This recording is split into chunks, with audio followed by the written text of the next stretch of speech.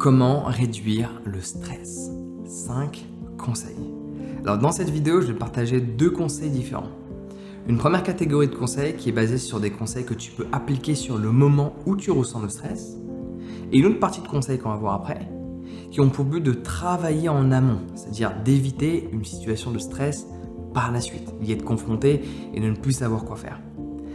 Donc en premier lieu, les 3 premiers conseils vont être basés sur des choses que tu peux appliquer tout de suite, dès lors que tu ressens le stress. Et les 2 derniers, des choses qu'il va falloir préparer en amont. C'est-à-dire dès que tu te sens bien, tu le fais.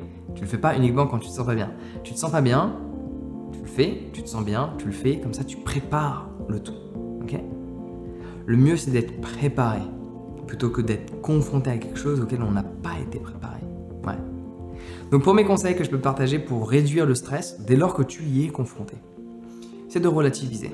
Je sais que ça va être difficile parce que ce stress est généré par tes pensées qui amplifient ou créent une émotion forte. Mais le but, c'est d'utiliser tes pensées. C'est-à-dire de relativiser et de réaliser que c'est pas si grave que ça. Il y a forcément des images mentales, il y a forcément des pensées, il y a forcément des souvenirs qui peuvent même être personnels que tu peux activer pour réaliser que la situation dans laquelle tu es n'est pas si grave que ça. Tu peux soit te baser sur une expérience que tu n'as pas vécue et imaginer que certaines personnes vivent X situation et donc du coup tu remets la tienne en perspective et tu te dis mais pas besoin de stresser en fait, je vais survivre. Voire tu peux même toi-même te souvenir d'une expérience personnelle que tu as su transcender, que tu as su transformer, que tu as su aller au-delà de celle-ci pour relativiser par rapport à cette petite situation. Et tu t'apercevras que la plupart des situations où tu penses stresser, ou même tu stresses, tu peux relativiser. Les quelques-unes où tu ne pourras pas relativiser, c'est les autres choses qu'on va voir par la suite. Deuxième conseil pour réduire le stress sur le moment où celui-ci émerge, c'est de respirer lentement. Généralement, quand tu es confronté à une situation stressante, qu'elle soit reliée à quelque chose de social ou à une anticipation de l'avenir de par une action ou une non-action, ton rythme cardiaque va s'accélérer, ta respiration aussi. Donc la calmer ne va faire qu'une seule chose, c'est aider. Surtout que les pensées que tu as se sont associées au rythme cardiaque que tu as et à la respiration, au tempo que tu as. Donc avoir une respiration plus lente, c'est-à-dire inspirer lentement par le nez,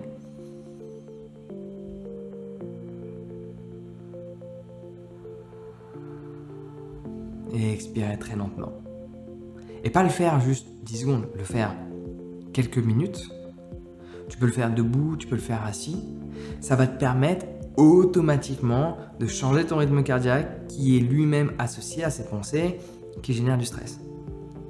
Ça, tu peux pratiquer en amont. Parce que le but, c'est pas juste de respirer lentement, mais d'avoir cette conscience sur l'air qui rentre et l'air qui sort. L'air qui caresse tes narines. Ouais. Et tu as, troisième conseil pour réduire le stress sur le moment, c'est la contemplation. Donc tu es stressé par une situation qui est soit présente dans ton environnement physique, soit en soi ne l'est pas, elle va arriver. Tu vas te retrouver dans un certain bureau, tu vas aller dans un certain environnement qui n'y est pas encore et tu stresses de par cette anticipation de l'avenir. À ce moment-là, arrête de marcher, arrête de faire ce que tu fais, observe ton environnement et cherche la beauté dans ce qui est. Regarde l'arbre, littéralement, l'arbre que tu n'as jamais regardé, où tu passes à côté tous les matins et tous les soirs, en allant bosser et en rentrant chez toi. Regarde-le. Et essaie de voir la beauté de celui-ci, de le découvrir. Comme le disait Krishnamurti, tu le vois l'arbre là-bas? Non, tu ne le vois pas. Ce que tu vois, c'est l'image que tu te fais de lui. Regarde-le, contemple, observe la nature, observe ton environnement, observe avec le moins de pensées possible ce qui est. Et le stress va disparaître. Et ça, c'est une pratique que tu peux pratiquer également en amont et sur le moment. Ouais. Maintenant, on peut voir les différentes choses que tu peux mettre en place pour éviter que ce stress émerge et avoir plus de facilité à le contrôler. Donc, quatrième conseil, mais qui est le premier qui se fait en amont, c'est de faire ce travail sur apprendre à contrôler nos émotions. Il y a des gens qui vont dire de ne pas apprendre à les contrôler, généralement, challenge-les un peu, tu vas voir, ils vont vite s'énerver. Contrôler nos émotions nous permet d'apprendre à pas péter un câble, que ce soit verbalement ou physiquement, à être stoïque, à savoir ne pas prendre les choses personnellement. Donc apprendre à contrôler ses émotions ne se fait pas uniquement sur le stress, ça se fait sur l'ensemble des émotions qu'on a. Apprendre à les contrôler, c'est contrôler leur intensité, leur durée. Contrôler une émotion ne signifie pas ne plus en avoir, la vie serait triste. Le but c'est d'avoir des émotions, de les ressentir, mais d'avoir cette faculté de se dire ok, stop. C'est un peu comme, chose que les gens ne veulent pas faire, évidemment, tu as un fou rire. Contrôle-le. Ou je peux que te recommander de rire, ok? Je peux que te recommander de rire genre 3 heures par jour. Mais fais le test. T'as un fou rire, est-ce que tu arrives à contrôler et à dire stop? C'est bon, là on rigole plus, on passe à autre chose.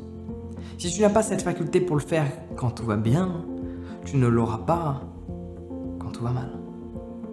Et l'erreur ultra fréquente, c'est qu'on veut contrôler les émotions négatives, mais pas les positives.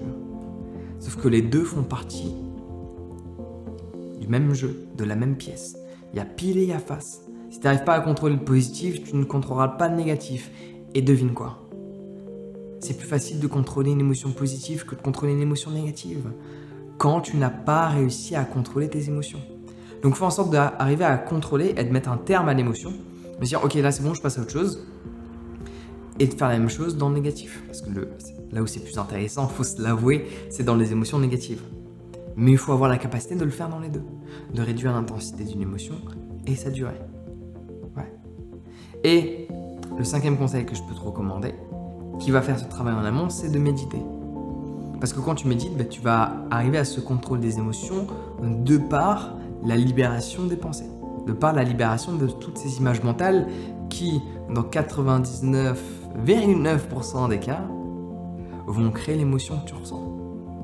La plupart des émotions que tu ressens, 99,99999, sont créées par des images mentales. Et le fait de t'en libérer te permet de te libérer de ces émotions qui te perturbent par la suite. Donc pour ça, je peux t'aider. Pour la méditation, j'ai une formation qui est suivie par plein de gens qui sont ultra satisfaits. Et tu le sauras également, c'est garanti, qui va te permettre de te libérer de ces pensées, de te libérer des images mentales et de mieux te sentir. Et par définition, par conséquence, de ne plus être stressé, de faire confiance en la vie, d'accepter la vie et d'être pleinement dans l'instant tel qu'il est. Ouais. Donc tu peux t'y inscrire dès maintenant. Le lien de cette formation est juste en description. Sur ce, prends soin de toi et passe une excellente journée.